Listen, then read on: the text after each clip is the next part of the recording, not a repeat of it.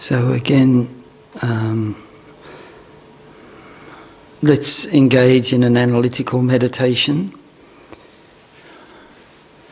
So here, just for a few minutes,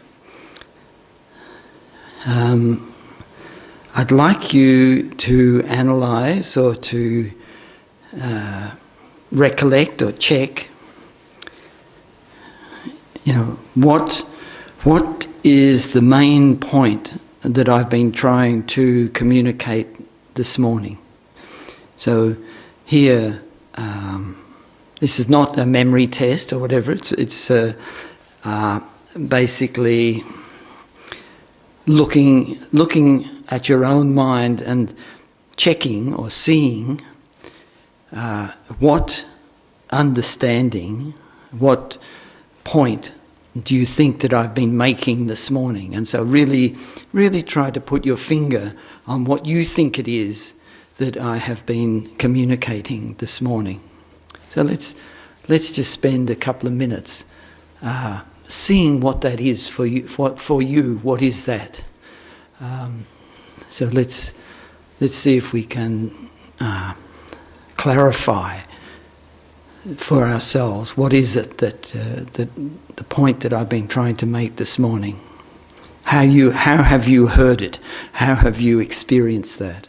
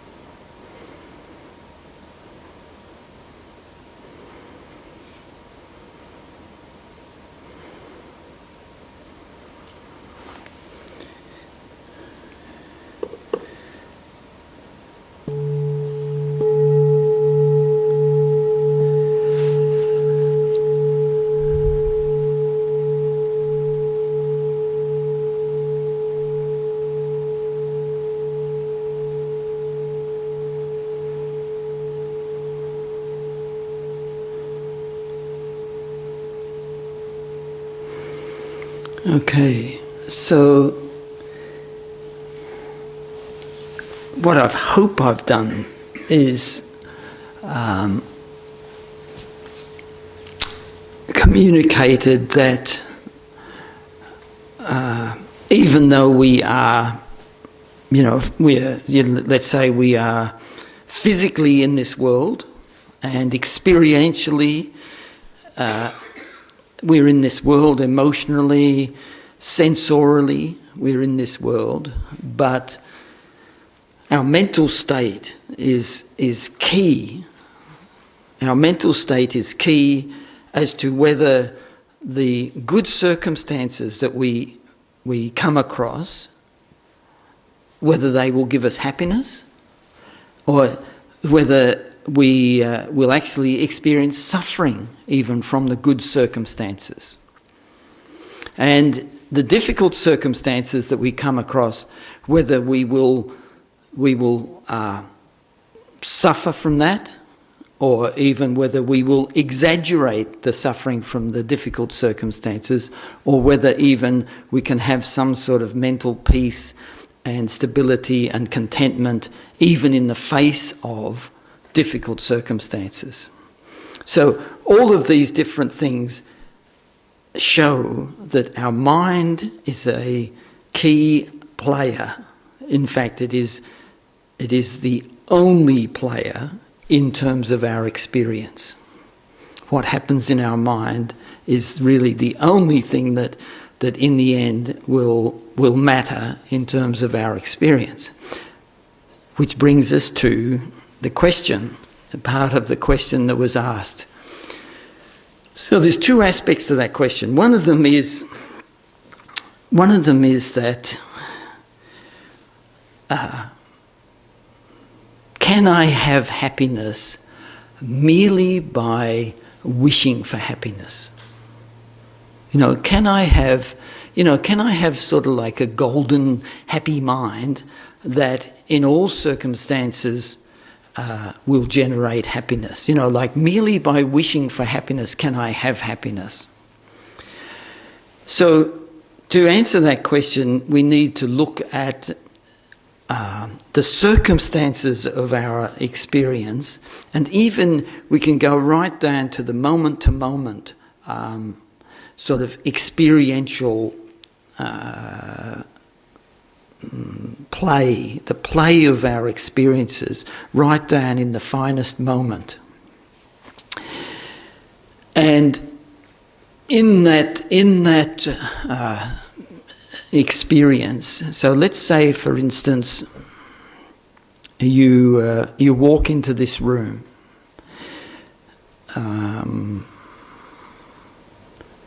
We could say that there are 1,000 objects that we could look at. There are, for a start, there's 40 different people. Then there's what those people are wearing, the expression on their face, the colour of their hair, what socks they've got on, what they've got in front of them. There's all there's all the shapes in the window, the colours, the lights. There's all these objects on the walls, the statues, the different things. There's this and that. I'm sitting here. There's devices around. So we walk in, and let's say there's 1,000 options for us to be aware of. In reality, there's probably 10 million options for us to be aware of when we walk into this room. But let's imagine that there's only 1,000. What is it that determines what my mind is drawn to? Of all of the things, when you walk in, when you go anywhere, you hop on a train and you go into the city, there's a process of the mind going to different objects. There is a process that you walk into this room and there might be one person you look at, or there might be one object that you look at. But there is some energy or force within your mind that draws you to that particular object. Now, for us to actually see that force, it's extraordinarily subtle. I don't know that we may be able to readily see what that force is.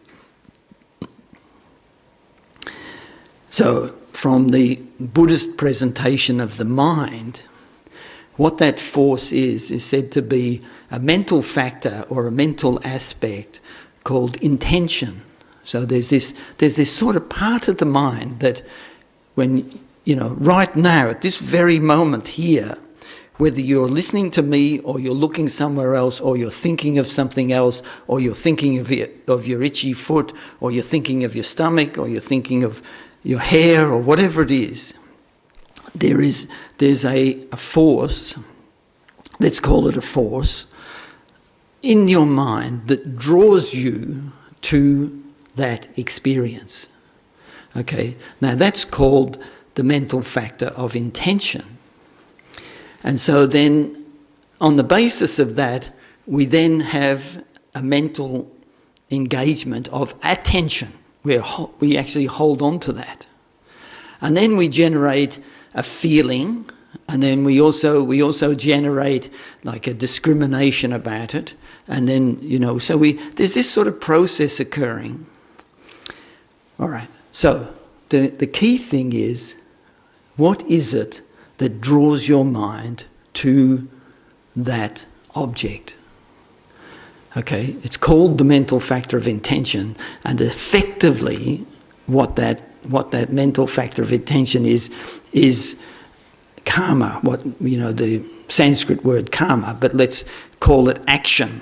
So when we create an action, we have the original action, and then there's the action at the time of the action, and then there's sort of an aspect of the action which is the consequence of that action. So this mental factor of intention is like the consequential, it's part of the consequential part of an action, in that it draws our mind, at that moment there is some consequence which is arising, and it draws our mind to a particular object. Okay, I think that process is extremely difficult to see, but it's a good question to ask ourselves. Any circumstance that you are in, what is it that draws your mind to a particular thing? Because there's an incredible choice in any moment. There is an extraordinary choice of objects that we could engage in. And so you can see that there is some pressure, there's some sort of ripening or force or pressure which does draw my mind to a particular thing. Okay, and the explanation is that factor is actually, that's the real meaning of karma. It's something that draws our mind to an object. And then we are then destined to experience that object. And so a suffering experience, a situation where we have something bad happen to us, and then we have a suffering experience, and we really feel that suffering. So in that moment, my mind is drawn to that experience of suffering. It is drawn to that experience of suffering. And generally for us, we could say it's almost like an involuntary experience. We just automatically, we experience that suffering. And really, to a large degree, we don't actually have the ability to prevent that. You know, it's sort of, we are drawn into that experience. And so we do experience suffering experiences. And then on top of that, we may create a whole lot of embellishment and exaggeration. And so there is no doubt that from the suffering itself, we do have an experience of suffering. But in reality, our actual experience in most circumstances is that we embellish and exaggerate the experience of suffering. So like Geshe Doga sort of several times has given this example where somebody has received an injury to their eye. You know, they've received some injury to their eye and they're being treated. But the person starts worrying that they're going to be blind. And so what happens is that the person experiences the suffering of thinking they're going to be blind, but the actual experience at that moment is of an injury to their eye, but not blindness. So the person then suffers from the anticipation or the fear of being blind, but not the actual injury itself. So to see that there's this process of, in that moment, the person has embellished or exaggerated or fantasized something on top of the actual experience, and so is suffering from that embellishment. So let's say at work you've made a mistake, you've made a big mistake, and you're sitting at your desk or sitting in the workplace and you're starting to fear that you're going to lose your job. And you think, oh, I'm in so much trouble, I'm going to lose my job, that kills a holiday this year, that my kids are going to suffer, I'm going to lose my house, I don't know what's going to happen, we'll end up being on the street, we're starving, we'll have a penniless life, my wife will leave me, and I'll be alone, and I'll spend the rest of my life lonely and abandoned and you know, and we do this sort of fantasizing on top of some circumstance. So in that moment, for that person, this seems real. Their fears and their projections feel absolutely real. But the point is that it's actually a creation of their mind. And so this is an example of the mental factor of intention, drawing your mind into a scenario. And if you look at the facts, you think, well, none of that is actually true. It's not. It may be true in the future, but right at this moment, none of that is actually true. It's a fabrication and a projection, but your mind is drawn into it and absorbed in it, and then creating this suffering from that projection, right? And that is the way that karma is working. That's the way that karma works, the way that it draws your mind into a scenario or a situation which may or may not be in accordance with the reality. So that process, I think it's very hard for us to see that. And that's why you can have two people in exactly the same circumstance, but they experience totally different things. Because one person's mind is drawn to a particular aspect, and then there's an exaggeration, an embellishment, and a development in their mind of that problem, and they suffer from that. And so the other person has a different approach. And it reminds me of something I heard many years ago. I used to listen to tapes by Wayne Dyer. Many of you might know Wayne Dyer. He's passed away not so long ago. Anyway, he used to tell this story, which I think it's a little bit connected. And it's about, sort of one of those homely American stories, but, about the young girl birthday coming up, and I can't remember the exact details, but it goes along the line of, the father has gone and got a whole lot of horse manure to put on the garden. And the girl gets really excited by seeing the horse manure and says, if there's horse manure, then there's got to be a horse. And so she's all excited and happy. Whereas the reality is that the father had forgotten her birthday and whatever, and had just got something like this. But anyway, the point is that from the girl's side, what had been delivered to the house is a big pile of horse manure. But in her mind, that is such a wonderful thing because it indicates that there's a horse.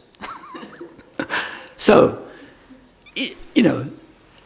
the actual physical circumstances, we are always reinterpreting in some fashion. We are always reinterpreting the physical circumstances with some form of embellishment or attitude or exaggeration or diminishing. So, like I said earlier today, our parents may have tried to care for us with the deepest affection and to the extent of their abilities, tried to show us love and care. And so, from the parents' side,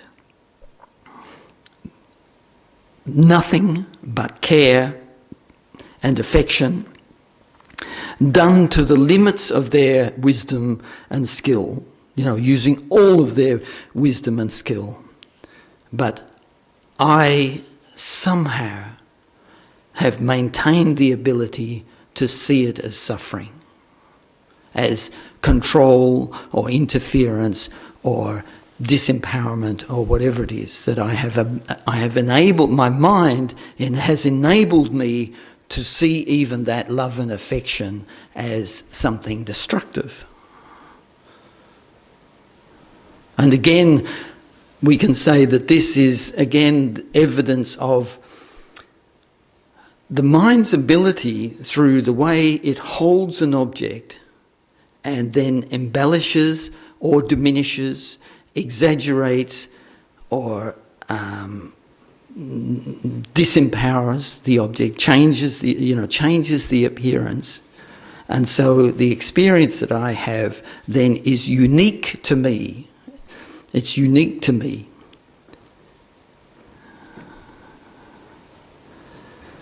So if we wanted to do an analytical meditation on this, then what we can do is reflect back on our life and see circumstances where I got it completely wrong. And I'm sure we've all got some circumstance where we have totally misinterpreted what somebody else had tried to do for us or had said to us or had done for us, and we have completely misinterpreted it. And the reason that we have misinterpreted it is because of our own mental basis. So our own mental basis, our habituation, our state of mind at that time, and our projection and our exaggeration and our diminishing of what we have seen or heard. So to some degree, we should always be suspicious of our opinions. So always suspicious. And there's a documentary at the moment about the sort of manipulation of public opinion through all of the social media outlets and the promulgation of false stories and little news bites, which affected people's thinking because they take it as fact. And then they follow a course of action, and then that results in all these various changes in the world. Okay, we are all constantly subject to our own manipulation from our own mind. So if we are the main perpetrators of our own deception, then of course it's going to be easy for somebody else to deceive me as well. It'll be the easiest thing because they can just tap into the same thing that I am using. So what I am using to deceive myself is my desire and attachment, my anger, my pride, my arrogance, my superiority, my competitiveness, my jealousy. These are all states of mind which are causing me to be deceived by the world. You know, I think this is a good way to look at it, to look at this sort of circumstance and say, my desire deceives me. You know, let's say in the way that, my desire deceives me. My anger deceives me. My competitiveness and jealousy deceives me. You know, I become a victim of my own jealousy and competitiveness and pride and arrogance and anger and hatred and desire.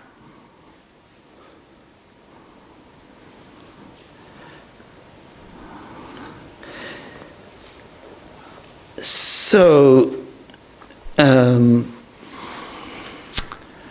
was thinking we could have a bit more of a circular discussion, so we can, maybe if we form, for the next half hour or so, if we sort of gather around a bit so we can all see and hear each other, and I will come down off this lofty position here, and we can have a bit of a discussion.